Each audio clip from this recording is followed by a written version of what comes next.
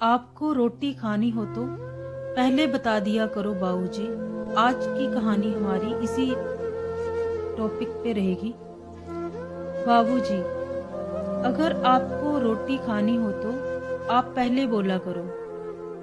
हमारे यहाँ ऐसा नहीं होता कि जब जिसका जो जी चाहा खा लिया, गिनकर बनती हैं रोटियाँ। ऐसा नहीं कि आप जब भी बोल देंगे तो रोटी तैयार मिलेगी। अब लीजिए मेरे हिस्से की रोटी, आज मैं किसी तरह चावल खा लूंगी और क्या। बोलकर तमक कर उठी अंजना और 2 रोटियां अशोक जी की प्लेट में बड़ी ही उपेक्षा से रखा और खुद चावल वाले कटोरे से चावल निकालकर अपने प्लेट में रखने लगी। अशोक जी अपनी बहू का ये रूप देखकर एकदम अवाक रह गए। उन्हें इस अपमान की तो सपने में भी उम्मीद नहीं थी। खैर, अंजना का ऐसा अजीब व्यवहार देखकर चौंक तो रमा जी भी गई थी, पर उनसे पति का अपमान बर्दाश्त नहीं हुआ, इसीलिए बोल पड़ी, बहू, तुमने अपने हिस्से की रोटी क्यों दे दी? तुम मुझसे ले लो रोटी, रहने दीजिए माँ जी। ऐसा ही था तो पहले क्यों नहीं दे दी खुद की रोटियां? आप दोनों एक जैसे हैं। अब चलिए खाना खाइए और मुझे भी चैन से खाना खाने दीजिए।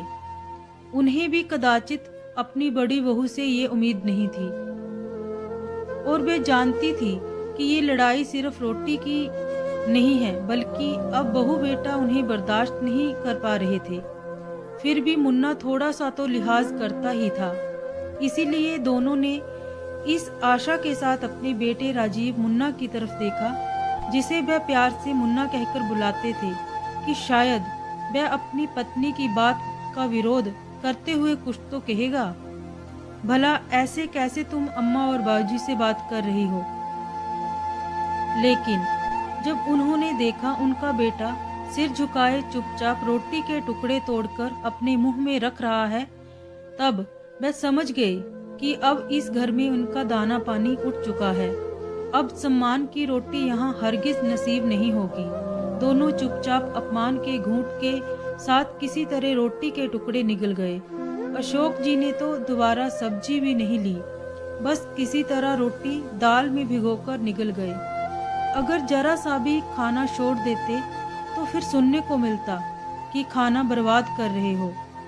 इधर पति के अपमान से और बेटे की चुप्पी से रमा जी की आंखों से आंसू इस तरह बहे जा रहे थे कि रोटी कुछ ज्यादा ही नमकीन लग रही थी। लेकिन उन्होंने भी बिना एक भी आवाज किए किसी तरह थाली का खाना खत्म किया। खाना खत्म करके दोनों जब कमरे में आए तो कुछ देर तक उनके मुंह से आवाज नहीं निकल रही थी। उन्हें समझ में नहीं आ रहा था कि क्या बात करें। इतना अपमान और ऐसी बेरुखी उन्हें पहली बार देखने के लिए नहीं मिली थी, पर खाने को लेकर इतना अपमान इससे पहले नहीं हुआ था। लगभग पिछले 2 महीने से मुन्ना और बहू उनसे खराब व्यवहार कर रहे थे। बहू तो सास से उलझने का कोई ना कोई बहाना ढूंढती ही रहती थी। आज रविवार होने की वजह से पूरा परिवार साथ में लंच कर रहा था। मोनू और सोनू पहले ही खाकर टीवी देखने बैठ गए थे। वैसे तो दोपहर में अशोक जी रोज चावल ही खाते थे। आज बहू ने पनीर बनाया था और पनीर उन्हें रोटी के साथ ही अच्छा लगता था, अतः बहू से रोटी मांग बैठे तो यूं लगा जैसे तूफान आ गया हो। बहू का वो रुद्र रूप, वो आंखें तरेर कर हाथ नचाना, सब याद करके अशोक जी और रमा जी इतना बुरा महसूस कर रहे थे। इस बात को दिल से मत लगाओ दुल्हन, बहू थक गई होगी। फिर मैंने भी खामखा रोटी मांगकर उसे परेशान कर दिया था। जब रमा जी ब्याह कर आई तब अशोक जी का बड़ा संयुक्त परिवार हुआ करता था। 3 सास और 1 परसास। घर में सबकी लाडली बहू थी, गुलगोतनी सी प्यारी भोली भाली रमा जी। सब उन्हें दुल्हन कहकर बुलाते तो जाने कब सबकी सुनी अशोक जी भी अपनी पत्नी रमा को दुल्हन कहकर बुलाने लगे। और आज जबकि खुद रमा जी 2 बहुओं की सास थी, फिर भी अशोक जी उन्हें दुल्हन छोड़कर और कुछ बुला नहीं पाए। पति के मुंह से सहानुभूति के 2 शब्द सुनते ही रमा जी के अब तक जतन से रोके हुए आंसू निकल पड़े। वो ऐसी हिचकियां लेकर रोई जैसे कोई हादसा हो गया हो। रोते हुए मुंह साड़ी के आंचल से दबा लिया ताकि रोने की आवाज कमरे से बाहर न जाए। अशोक जी उनकी पीठ सहलाते रहे। थोड़ी देर बाद जब रमा जी कुछ संभली तो बोल पड़ी, इतना अपमान होता रहा आपका, फिर भी आपसे वह रोटी खाई कैसे गई? तब बेहद निराश होकर अशोक जी बोले, ये सोचकर खा लेता हूँ दुल्हन कि भले ही खाना बहू ने बनाया हो पर कमाई तो मेरे बेटे की है ना। बोलते हुए आंखें झलक आई थी अशोक जी की, जिसे रमा जी ने आगे बढ़कर अपने आंचल से पहुंच दिया था। सच, बुढ़ापा इंसान को कितना मजबूर बना देता है। जब शरीर की शक्ति क्षीण होती है तो अपमान के घूंट भी पीने पड़ते हैं। आज रमा जी को याद आ रहा था जो उनकी बहन ने कहा था कि दीदी कुछ भी हो जाए पर अपना घर बहू और बेटे के नाम मत करना। पर अब तो भावुकता में उनसे गलती हो गई थी। अब क्या हो सकता था? दरअसल अशोक जी और रमा जी के 2 बेटे थे, बड़ा राजीव मुन्ना और छोटा संजीव। राजीव हमेशा से माँ का लाडला रहा था।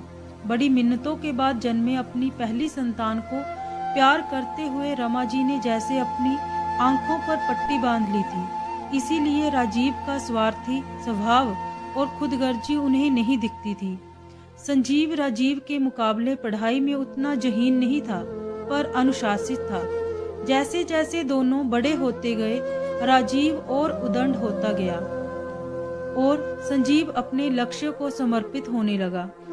राजीव एक प्राइवेट कंपनी में जॉब करने लगा और संजीव इंजीनियरिंग में बहुत अच्छा करने के बाद नौकरी के सिलसिले में जो अमेरिका गया तो वहीं फिर किसी लड़की के साथ ब्याह कर वहीं का होकर रह गया था। उसने माता पिता से संपर्क तो नहीं तोड़ा था पर उसने शादी एक भारतीय मूल की लड़की लीजा से कर ली थी जिसके पिता अमेरिका में ही बस गए थे। वैसे तो संजीव से माता पिता को कोई खास नाराजगी नहीं थी क्योंकि उन्हें संजीव से कोई उम्मीद नहीं थी। उन्होंने तो सारी उम्मीद अपने बड़े बेटे राजीव से लगा रखी थी। अशोक जी ने अपने सर्विस काल में सारी जमा पूंजी लगाकर मकान बनवाया था।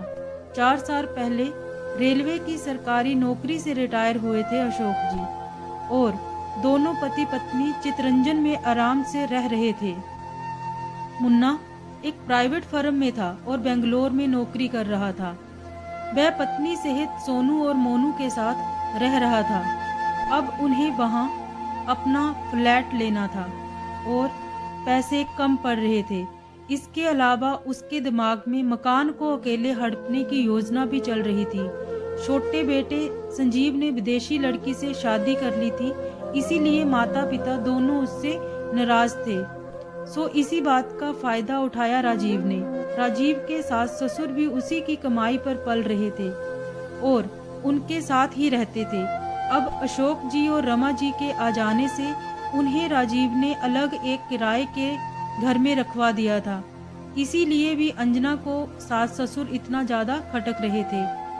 अब बड़ा सा घर हड़पना था तो उन्हें तिड़कम भी बड़ी लगानी पड़नी थी। इसके लिए संजीव की हिस्सेदारी घर पर खत्म करनी जरूरी थी।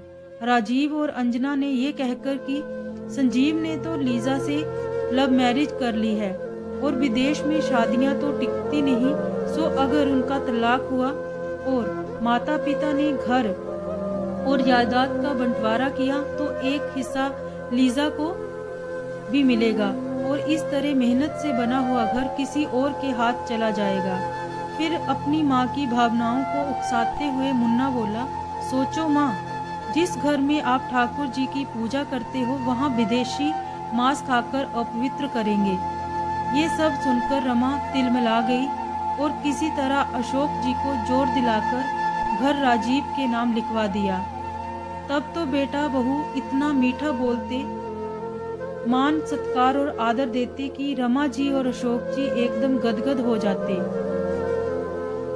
और अब अशोक जी उनकी बातों में आकर अपना सब कुछ छोड़कर उनके साथ आकर बेंगलोर में रहने चले आए, तब कुछ ही दिनों में वो लोग अपनी असलियत पर उतर आए थे। इधर अशोक जी और रमा जी से अब अपमान बर्दाश्त नहीं हो रहा था, पर उस घर और पेंशन की मामूली रकम के अलावा और कोई संपत्ति तो नहीं थी उनके पास। घर तो मुन्ना अपने नाम लिखवा ही चुका था। पेंशन की अधिकांश रकम घर के राशन पर खर्च हो जाती थी। बहू चालाक तो इतनी थी कि मुन्ना के ऑफिस जाते ही घर के बढ़े हुए खर्चे का रोना लेकर बैठ जाती और जब तब अशोक जी को बाजार से सामान लाने भेज देती थी।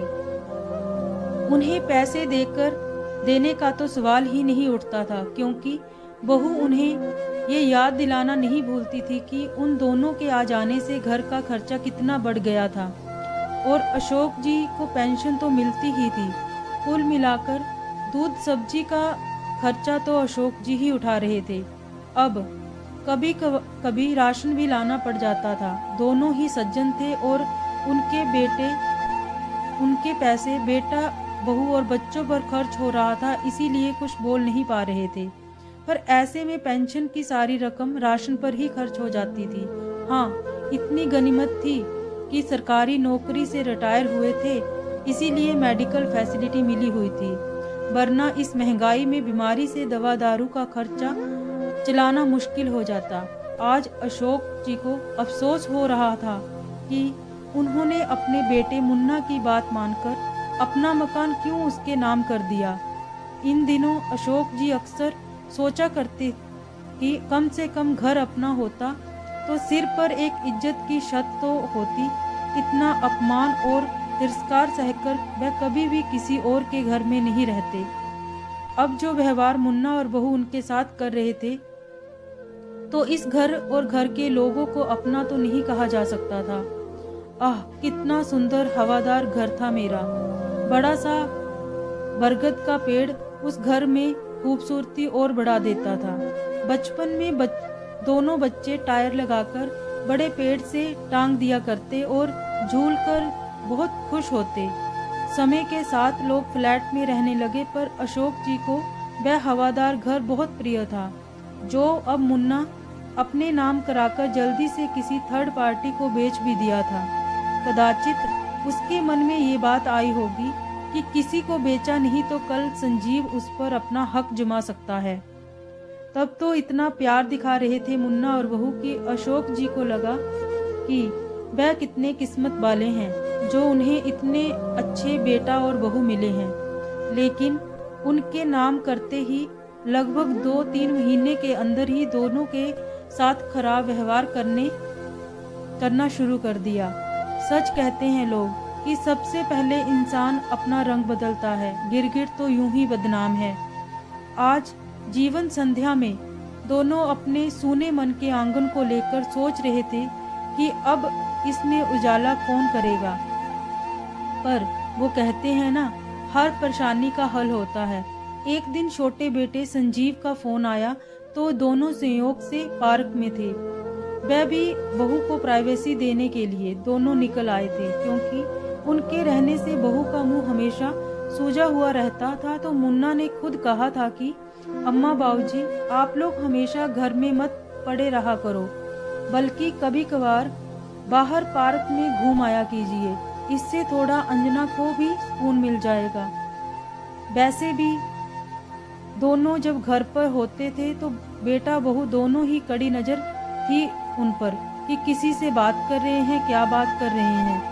इसीलिए जब घर में किसी का फोन आता तो वो नहीं लेते थे। आज दोनों पार्क में निकल आए तो खुली हवा में थोड़ी देर अपना अपमान भूल बैठे थे। आखिर सरल हृदय जो थे। आज संयोग अच्छा था जो संजीव का फोन आया और अशोक जी ने सामान्य बातचीत के बाद फोन रमा को पकड़ा दिया। रमा जी ने रोते बिलखते हुए राजीव की सारी कारस्तानी संजीव को बता दी। सुनकर संजीव स्तब्ध रह गया और जल्दी आने का आश्वासन देते हुए बोला, एक खुशखबरी है माँ, लीजा माँ बनने वाली है। सुनकर दोनों बहुत खुश हुए। संजीव जब आया तो माता पिता की दयनीय हालत देखकर उसे सारी परिस्थिति समझने में देरी नहीं लगी। संजीव जान गया था कि ये सब भैया भाभी ने बाबूजी का मकान हड़पने और संजीव का हक मारने के लिए किया है। चूंकि भैया भाभी का व्यवहार उसके प्रति भी ठीक नहीं था, इसीलिए वह उनके घर में भी नहीं ठहरा और होटल में ही रुका। अब आगे की लड़ाई आसान बिल्कुल नहीं थी। छोटा बेटा माता पिता की तकलीफ देख नहीं पा रहा था, यहाँ तक कि भैया भाभी के घर अपनी माँ पिताजी से ढंग से बात तक करने को तरस गया था। माँ अपनी डबडबाई आंखों और कांपते होंठों से बहुत कुछ कहना चाहती, पर भाभी हमेशा अपना कान उधर ही लगाए रहती थी। कहीं संजीव माँ पिता के कान तो नहीं भर रहा। इसके अलावा संजीव ने जब ये चाहा कि जिस होटल में वह रुका है माँ पापा को वहाँ ले जाए, उन्हें बाजार घुमा लाए, कुछ शॉपिंग करा दे, तो इसकी अनुमति भी भैया भाभी ने ये कहकर नहीं दिया कि अब उनकी उम्र हो गई है, बाहर का कुछ खाएंगे पिएंगे तो तबीयत खराब हो जाएगी। हालांकि संजीव और माँ बाबूजी को तीनों को ये समझ आ रहा था कि इस बात में कोई दम नहीं है। बस राजीव और अंजना चाहते थे कि माँ और पिताजी किसी से बात ना करें। अब संजीव बाहर रहकर रिश्तों की अहमियत अच्छी तरह से समझ चुका था, सो उसे अपने माता पिता के चेहरे पर मुस्कुराहट देखने का एक ही उपाय समझ में आया कि किसी तरह उनका वह घर खरीद कर दे दे।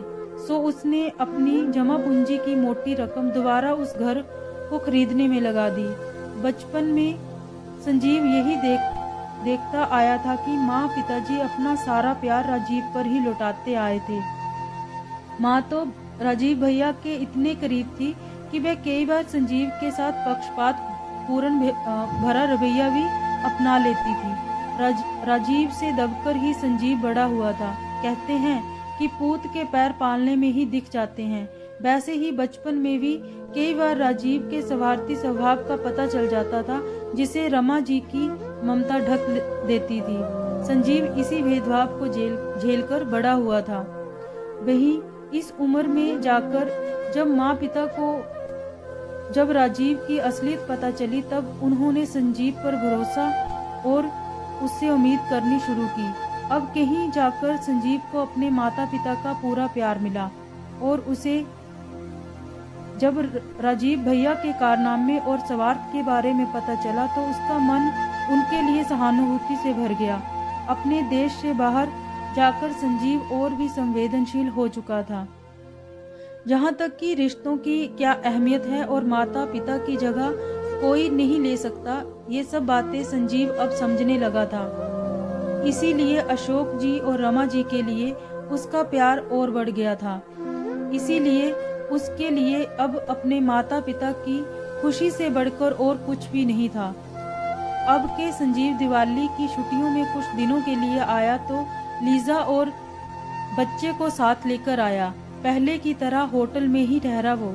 सबसे पहले उसने भैया भाभी से माँ बाबूजी को कुछ दिन के लिए अपने पास ले जाने की अनुमति मांगी, तो भाभी ने उसे खूब खरी खोटी सुनाते हुए कहा, हमें क्या पता आप इन्हें कहाँ लेकर जा रहे हो, ध्यान रखना इनका। वैसे तो ये दोनों इतने चालाक और कामचोर हैं कि कोई भी इन्हें अपने घर में नहीं रख सकता। देखना कहीं आप भी इनके चक्कर में पड़कर बर्बाद ना हो जाएं। संजीव चाहता तो भाभी की बात का बहुत करारा जवाब दे सकता था, पर इस समय उसे अपने माता पिता की भलाई के अलावा और कुछ नहीं दिख रहा था। इसीलिए उसने जल्दी जल्दी उनका सामान पैक किया और अपने साथ टैक्सी में बिठा लिया। जब रमा जी और अशोक जी घर से बाहर निकल रहे थे, उस वक्त मुन्ना तो ऑफिस से नहीं आया था और बहू ने जानबूझकर रसोई में मसाला कूटने का काम ले लिया था ताकि अंजना को बाहर आकर उन्हें विदा न करना पड़े। अंजना अपने आप में इतनी मगरूर थी कि वह चाहती थी कि माता पिता को देखने कोई रिश्तेदार तक न आए, वह उन्हें अपने पास रखकर ही सताए। खैर, अब वह अभी खुश थी कि कुछ दिनों के लिए तो किसी तरह वृद्ध माता पिता से छुट्टी तो मिली। ऊपर से अंजना बोली, ले जाइए इन दोनों को संजीव भैया, कुछ दिन अपने साथ रखेंगे तब पता चलेगा कि बूढ़ों के साथ रहना कितना मुश्किल होता है। कुछ दिन में आप तो विदेश चले जाएंगे, फिर तो इन्हें हमारे ही सिर पर पटक कर जाएंगे। वृद्धों के साथ रहना इतना भी आसान नहीं, और ये तो दो हैं और दोनों ही एक जैसे। अपने माता पिता के बारे में ऐसी बातें सुनकर संजीव का तो खून खोल गया। उसका तो मन किया कि वहीं पर भाभी को खरी-खोटी सुना दे, पर राजीव ने अपनी पत्नी का मुंह चुप करने की कोई कोशिश नहीं की, बल्कि वह बगल में यूं ही खड़ा रहा था। उस दिन छोटी दिवाली थी, इसीलिए सोनू और मोनू घर में ही थे, और दादा दादी के जाने का नाम सुनकर दोनों बच्चे दादा दादी से लिपट गए थे, ये कहते हुए कि दादा दादी जी, आप दोनों कहाँ जा रहे हो? चाचू, अब दादा दादी को लेकर कहाँ जा रहे हो? बच्चों की बातों से तो एक पल के लिए तो रमा और अशोक जी का मन पिघलने को ही था कि अगले ही पल बेटे बहू का प्रतिदिन का अपमान याद आ गया, और वह दृढ़ कदमों से छोटे बेटे के साथ बाहर निकल आए। संजीव कुछ नहीं कह रहा था, पूरे रास्ते चुपचाप था। जब गाड़ी स्टेशन की तरफ मुड़ी तब रमा जी से रहा नहीं गया। बेटा, तू हमें कहाँ ले जा रहा है? तो संजीव ने मुस्कुराकर कहा, माँ, हम घर जा रहे हैं। और अशोक जी की ओर मुखातिब होकर बोला, बाबूजी, मैंने हम तीनों का चितरंजन का टिकट करवाया है, हम वहीं जा रहे हैं। आप दोनों के लिए एक सरप्राइज है। जो भी हो, अशोक जी व रमा जी को इस बात का बिल्कुल भी शक नहीं हुआ कि संजीव उन्हें उन्हीं के घर ले जा रहा है। उन्होंने सोचा कि शायद संजीव उन्हें उस जगह ले जाना चाहता है जहां उन्होंने जिंदगी के इतने खूबसूरत साल गुजारे थे। बहरहाल चितरंजन पहुंचकर संजीव ने सीधे अमलादही के लिए जब टैक्सी किया, तब रमा जी ने पूछा, संजू, तू अपनी कॉलोनी में क्यों लिए जा रहा है? किसी के घर कोई शुभ समारोह है क्या? संजू ने मुस्कुराते हुए कहा, बस कुछ देर माँ। टैक्सी जब घर के सामने पहुंची तब संजीव ने दोनों को पकड़कर उतारा और अशोक जी के हाथ में घर की चाबी देकर बोला, बाबूजी, लीजिए घर की चाबी और खोलिए घर का गेट।